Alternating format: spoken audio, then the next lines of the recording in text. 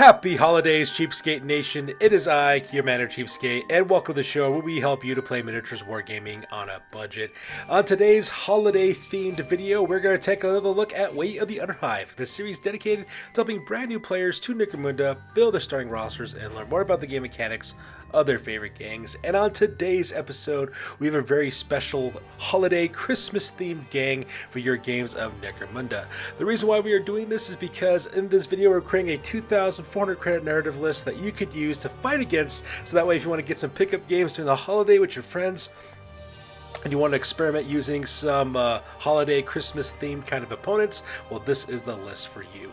And because this video will be a little more of a deeper dive, I will put timestamps in the description box down below to click and navigate to the part of the video that interests you the most.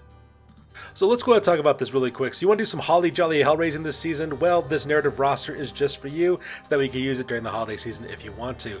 And it's inspired by the Santa Claus myth that actually exists out there every Christmas time, and actually, oddly enough, Games Workshop actually created a Christmas themed villain for Necromunda back in the 90s named Phanta Claws was the name of the character. It was actually a 90s era character created by Games Workshop in their White Dwarf magazine for some holiday shenanigans that you could play against with those rules. Unfortunately, those rules of course are very old, and it doesn't look like the Games Workshop is going to update them anytime soon, so I decided to actually modernize that list with the current Necromunda rule set, so that way if you wanted to fight against good old Phanta Claws during your holiday season, you'll be able to do so. So let's talk about the background narrative of this gang. So according to the Games Workshop lore, what ended up happening is that Rogel Dorn left a man named Phanta Claws, who was a member of the Imperial Fists on Necromunda. The idea was supposed to be that every wintertime, he was supposed to come out and give out gifts to all the deserving citizens of the planet of Necromunda every wintertime. However, as time went on, of course, and madness over slowly came the planet of Necromunda, Phanta Claws stopped being a creature of good, handing out gifts to people, and actually ended up being this predatory thing that comes every wintertime that gangs have to hide from. So the idea behind this narrative is that every winter on Necromunda, Phanta Claws and his crew of merry murderers descend upon Necromunda. They punish the wicked, and they also bring hurting to the good, because that's exactly what they like to do, and delivering package bombs to all the good boys, girls, and monsters of Necromunda, causing chaos, mayhem, and good holiday cheer while they're at it. As you can probably guess, I'm having way too much fun with this list, because this list is absolutely ridiculous. But anyway, let's move on to the playstyle real quick. So the playstyle for this is supposed to be totally unofficial, because I made this list out of stuff that was like, you cannot absolutely make this list at all, no matter what you try to do for it. So because I decided to put something that was kind of fun and that kind of like, you know, would be narratively cool for the setting, as well as for the holiday characters that we're actually basing this list off of as well. And oddly enough, this is actually a very aggressive list. This one should always be on the attack and not really meant for defense. Pretty much with this gang, what you want to do is always try to go forward and try to attack as much as possible, surround enemies, and destroy them. It's pretty much what you're going to do with these guys. And the nice thing about this list is that you can play this in the Underhives, in the Underhells, or in the Ashways, whatever setting you want to use that with. So that being said, let's talk about Phanta Claws' starting roster for Necromunda. This is rated at 2,400 credits, and this is a complete narrative gang. And the reason why is because I've combined things from all over the place onto the Necromunda rules that would totally not be allowed no matter what kind of situation it is. It's just been put together for fun, because I thought it'd be kind of a fun challenge for people to play with if they wanted to, you know, get some pickup games in the holiday season.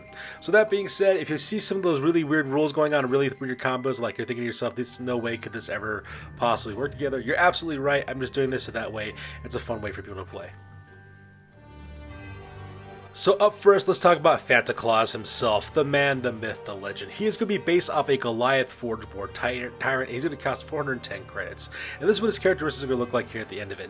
He's got a 6-inch window allowance, so he's going to be wicked fast with a 3+ weapon skill, 3+ ballistic skill. He has 4 strength, 4 toughness, 3 wounds, 3 initiative, 3 attacks, 5 leadership, 5 cool, 5 willpower, as well as 5 intelligence. So this is going to be the leader of the gang as well. He's equipped with light Carapace armor to give him a 4-up armor save, and I gave him a House Delac Psychomancer's harness.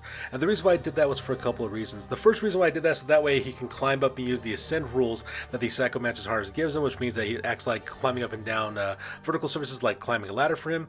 I did that because, you know, Santa Claus is supposed to be going up on roofs and going down chimneys and stuff, so I wanted him to be able to ascend very quickly in order to do that. Plus, at the same time, it comes with paired Psychomantic Claws, which of course just matches the name of Phanta Claws. This guy is meant for close combat. He's got those Psychomantic Claws with phase special rules, so that way it goes right through armor and cause all kinds of damage as well. We're giving this guy blasting charges as his only shooting attack to represent the fact that these blasting charges look like Christmas presents that he lobs at his enemies and blows stuff up. Now we gave this guy the Natborn designation form as well for another droning credits. Give him Prime Specimen and Tyrant's Own, so that way we can manipulate his stats on his characteristics. And of course, I left a copy of it above so that we can see exactly what it looks like. At the same time, they made this guy a Psyker as well. He's got the Chronomancy disciplines. That way he's got the Flicker special rule, which means that once per battle he could activate 3 times, do 3 sets of actions in his activation. And we also give him the Walk Through Walls ability, which allows him to travel 8 inches through terrain if he wants to get to the other side of walls. Now the reason why we did this is to kind of represent the fact that Santa Claus, the myth, supposedly freezes time when he's delivering his packages, and at the same time he can get into any location he needs to deliver his goods, his gifts to his good boys and girls of Necromunda. And since we're using Aranthea's Succession rules, we'll have 3 champions in this gang. So first of all is Mrs. Claws, and she's going to be an Escher Death Maiden for 245 credits, just because that just kind of fits the idea of what she's all about. She's got a 6-inch wound allowance, 2+ weapon skill, 3+ skill, 3 strength, 4 toughness, 2 wounds, 2+ initiative, 3 attacks, 8 leadership, 4 cool, 7 willpower, as well as 7 intelligence. She will be the champion for this character, for this gang, and I decided to make her Escher Death Maiden because the idea of this rogue Escher who kind of fell in love with this Goliath type character that lives out in the ash wastes and killing folk just seemed like a really cool idea at the time. And so that's the reason why I just chose to use those characteristics for this character. She does have mesh armor for that fire armor save, and we're equipping her with Serpent's Fangs, the very same weapons that House Delac uses. And the reason why is because her name is Mrs. Claws, so obviously giving her claws is going to be something we want to give her. We didn't really give her the Psychomancer's harness just because she's going to be fast enough already as it is. We got our Needle Pistol for shooting attack for Toxin trait. She'll be able to use that with her Poison Blood ability, and we also bought our 3 phalanxes, which are exotic beasts from the House of Blades, named Dasher, Dancer, as well as Prancer. We'll talk about those guys here in a little bit. We also gave her the hit and run abilities, so that way she can attack real fast and also do a basic retreat action for free, so that way she kind of have like this stick 'em and moving type of fighting style to kind of represent the acrobatics of this character. And that makes up Mrs. Claws, your very first champion. Now, champion number 2 is going to be Krampus, the evil version of Santa Claus, and we're actually using the Lagrune characteristics for this character. The Lagrune, of course, is the Abyssal Ferryman Righand special character that's in the Book of Desolation, and we used his stats because he's kind of like an Ogrin, but he's also got like a meat hook chain type weapon, which we imagine Krampus would use. So let's talk about this character. He's going to cost 230 credits. He's got a 5-inch wound allowance, 4+ weapon skill, 5+ ballistic skill, 5 strength and toughness, 3 wounds, 4 initiative, 2 attack, 7 leadership, 6 cool, 8 willpower, as well as 9 intelligence. He comes with light Carapace armor for a 4-up armor save, as well as the weapon Hook, Line, and Sinker, which is a versatile attack weapon that's also got the Paratrait on it, so this guy's going to be very deadly in close combat. He automatically comes with a Respirator for gas and toxic attacks. He's also got the Crushing Blow ability, so that way one of his attacks will have +1 strength and +1 damage, and of course he's got the Unstoppable skills, so that way he can convert out flesh wounds and get rid of them on his character. And we're using the Lagrune Dramatis Personae character in order to represent Krampus in this list. The very last character we're going to talk about real quick is the Grinch, which is going to, of course, be your very last champion in this gang. It's going to be a Malstrained Gene Stealer for 270 credits. Once again, it's got a 6-inch wound allowance, 3+ weapon skill, 6+ ballistic skill, 4 strength and toughness, 3 wounds, 3 initiative, 3 attacks, 7 leadership, 4 cool, 6 willpower, as well as 10 intelligence. It's going to have mesh armor for a 5 armor save, as well as razor sharp claws for its weapons, as well as venomous bite. It's also got a bio booster as well as a dodge, evade, nerves of steel, as well as rain of blow skills. And I just figured that, if we want to use the Grinch in our gang or something that kind of looked like it, I imagine his stats would be very similar to a Malstrained Gene Stealer, because why not? And it just sounds a lot of fun to actually imagine the Grinch running around and tearing face on the battlefields of Necromunda. Alright, so up next is Vixen. She's actually going to be a Cold Trader for this gang. She's going to cost 215 credits, and the reason why I decided to go with a Cold Trader delegation on this with the shore smuggling crew is because it just kind of fit narratively. Those characters deliver stuff on the low, and they work on a ship to deliver goods to people, and I thought that just kind of fit with the narrative of what Santa Claus's elves would do. So Vixen is going to be a Cold Trader. She's going to cost 215 credits. She's got 4-inch wound allowance, 4+ weapon skill, 3+ ballistic skill, 3 strength and toughness, 2 wounds, 4 initiative, 2 attacks, 7 leadership, 6 cool, cool, 6 willpower, and 6 intelligence. She's got armor weave armor for giving her 5-up armor save. She's also passing a sling gun, so it's a really great rapid fire strength 4 attack. She's also got a stiletto knife for close combat. She's got the step aside skill, so all she has to do is pass an initiative test in order to dodge and attack. And she's also got the overseer skill, because Vixen in this crew is kind of like the foreman for the gang, so that way she can give out orders and tell people what they need to do and communicate to the rest of the crew of Santa's sleigh. After that, we have Comet, which is going to be a Cold Trader Bosun. It's going to cost 85 credits. Pretty simple stats: 4-inch wound allowance, 5+ weapon skill, 4+ weapon skill, ballistic skill, 2 strength, 3 toughness, 1 wound, 4+ for initiative, 1 attack, 8 leadership, 7 cool, 6 willpower, as well as 6 intelligence. This guy's got a mesh armor for a 5-up armor save, as well as a shotgun with solid and scattered rounds, as well as a fighting knife, as well as a ward save with the dodge skill, giving him a 6-up ward save against any kind of attack. Now, Comet, of course, is going to be the bosun. His job is going to pretty much stick around on Santa's sleigh, which is basically the vehicle that we're going to use for this gang. I'll talk about that a little more in detail. Pretty much just kind of acting as the senior non-commissioned officer on that ship, making sure things are getting done and getting taken care of, and also protecting it from outside attack. Up next is the fighter Cupid. Now, Cupid's going to be a mind-locked weird in this gang for 125 credits because, of course, we need a psyker for this gang. And, of course, she's going to also have a 4-inch wound allowance, 5+ weapon skill, 3+ ballistic skill, 3 strength, 3 toughness, 2 wounds, 4 initiative, 1 attack, 8 leadership, 6 cool, 4 willpower, as well as 9 intelligence.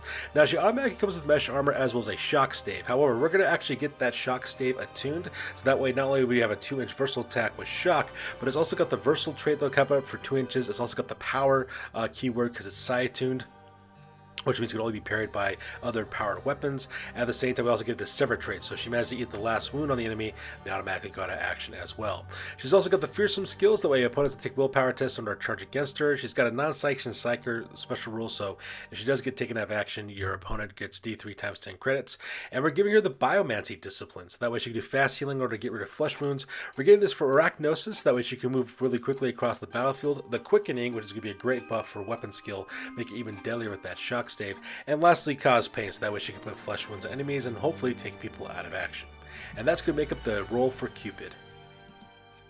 The rest of Phanta Claws' crews, of course, are the Reindeer Men, are also going to be the Void-born scum that's part of the Cold Trader. So first off, we have Donner.